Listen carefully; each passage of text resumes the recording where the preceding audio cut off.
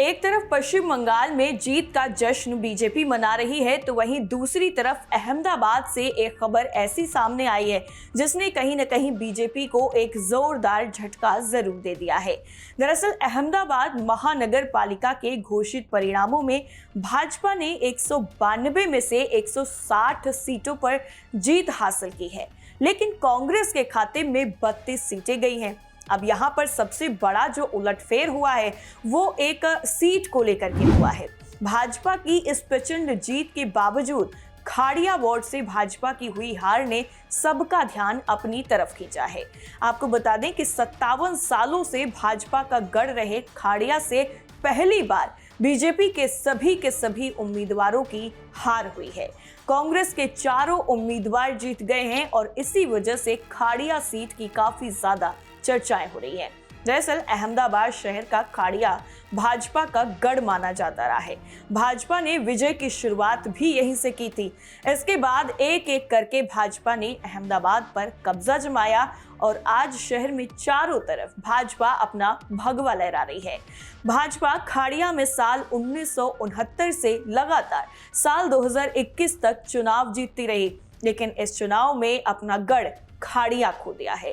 खाड़िया से कांग्रेस के चारों उम्मीदवार मीना नायक, बिरजू ठक्कर, ध्रुव कलापी, इलियास खान की जीत हुई है। बीजेपी के चारों उम्मीदवार हेतल नायक, श्वेतल शाह, परेश आनंद, पंकज भट्ट हार गए हैं।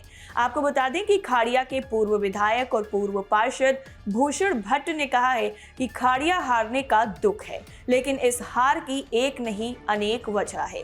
यहाँ 40,000 हिंदू, 33,000 अल्पसंख्यक वोटर हैं। भूषण भट्ट का कहना है कि राजस्थानी समुदाय के साथ साथ कई वोटर वेकेशन, शादी के साथ साथ कारणों से वोटिंग के दिन मौजूद नहीं थे। गर्मी की वजह से कई लोग वोट करने के लिए नहीं निकले। दोपहर के वक्त मतदान ना के बराबर हुआ। इसके साथ ही उन्होंने ये भी आरोप लगाया है कि कांग्रेस के विधायक इमरान खेड़ावाला ने अल्पसंख्यक समुदाय को उकसाया, जिसकी वजह से शाम 4 बजे के बाद बूथों पर लंबी कतारें नजर आईं। उनके मुताबिक अंतिम 2 घंटों में अल्पसंख्यक समुदाय की बड़ी भागीदारी ही हार का सबसे बड़ा कारण बनी है। प्रचार के दौरान दिए गए बयानों पर भी सवाल उठे। भूषण भट्ट ने पहले कहा था कि खाड़िया को पाकिस्तान नहीं बनने दिया जाएगा। इस पर उन्होंने सफाई देते हुए कहा कि उनके बयान को तोड़ मरोड़ कर पेश किया गया, जिससे कांग्रेस ने अल्पसंख्यकों को संगठित कर लिया। इसका असर वोटिंग पर पड़ा। टिकट वितरण को लेकर भी नाराजगी सामने आई। भूषण भट्ट, मयूर दवे और कृष्णवदन ब्रह्मा भट्ट जैसे नेताओं के परिजनों को टिकट नहीं दिए जाने से असंतोष था। माना जा रहा है कि इस नाराजगी का असर चुनाव नतीजों पर पड़ा और भाजपा को अपने ही गढ़ में नुकसान उठाना पड़ा। इसके अलावा SIR भी भाजपा के लिए एक चुनौती बनकर सामने आया। दरअसल खाड़िया में 20,000 से ज्यादा वोटरों के नाम कटने की बात कही जा रही है। वहीं पिछली बार AIMIM की मौजूदगी से कांग्रेस को नुकसान हुआ था, लेकिन इस बार उसके मैदान में नहीं होने से कांग्रेस का वोट नहीं बटा और उसे सीधा इसका फायदा मिला। स्थानीय मुद्दों की अगर हम बात करें तो खाड़िया में कमर्शियल डेवलपमेंट बढ़ने से भी लोगों में नाराजगी बताई जा रही है। भूषण भट्ट ने भी कहा है कि इन मुद्दों को पार्टी के सामने उठाया गया था, लेकिन उस पर क्या कार्रवाई हुई ये पार्टी ही जानती है। कुल मिलाकर के अगर देखा जाए तो अहमदाबाद में भाजपा की बड़ी जीत के बीच में खाड़िया की हार ने ये साफ कर दिया है कहीं ना कहीं कि स्थानीय समीकरण, उम्मीदवार चयन और वोटिंग पैटर्न जैसे कारक किसी भी मजबूत गढ़ को हिला सकते हैं। कांग्रेस के लिए ये जीत मनोवैज्ञानिक तौर पर काफी ज्यादा बढ़त बताती हुई नजर आ रही है। क्या उठ रहे हैं सवाल। वहीं आपको बता दें कि रिपोर्ट्स के मुताबिक इलाके में इंफ्रास्ट्रक्चर, ड्रेनेज और शहरी विकास की समस्याएं लंबे समय से बनी हुई थी, जिनका असर वोटिंग पैटर्न पर साफ नजर आया। वहीं कांग्रेस ने इस चुनाव को जमीनी जुड़ाव और स्थानीय मुद्दों की जीत बताया।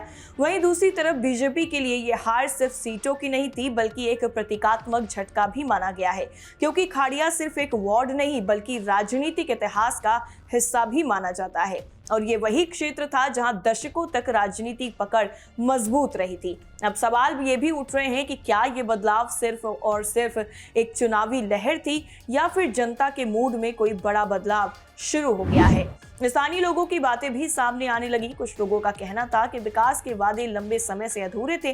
कुछ ने कहा कि समय के साथ लोगों की सोच बदली है और अब वो काम के आधार पर वोट कर रहे हैं, नाम के आधार पर नहीं। इसके साथ ही कुछ विशेषज्ञ इसे साइलेंट वोट शिफ्ट भी कह रहे हैं, जहां धीरे धीरे लेकिन निर्णायक बदलाव हुआ है।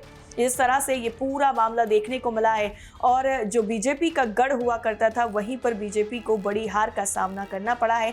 4 के 4 उम्मीदवार यहां पर बीजेपी के हार गए हैं और कांग्रेस के उम्मीदवारों ने जीत हासिल की है। तो इस पर एक बार फिर से चर्चाएं शुरू हो गई हैं। कैसी लगी आपको हमारी ये खबर, हमें जरूर बताइए। बाकी तमाम देश दुनिया की खबरों के लिए आप देखते रहिए TV7 भारत। नमस्कार।